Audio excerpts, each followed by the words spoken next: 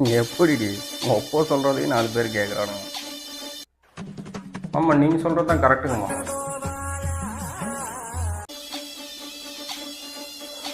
அந்த ஆளுக்கு தான் அறிவில்லைன்னு பார்த்தா உனக்கு சுத்தமாக அறிவில்லை மாமா.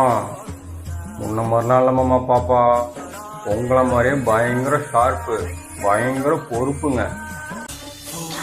ஒரு ட்ரெஸ் எடுக்க இவ்வளோ நேரமா?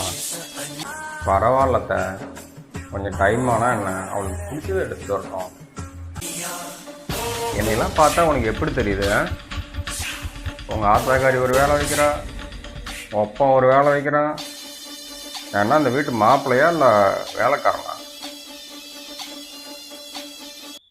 ஆமாம், அதெல்லாம் ஒன்றும் இல்லைங்க, ஃப்ரீ தாங்க.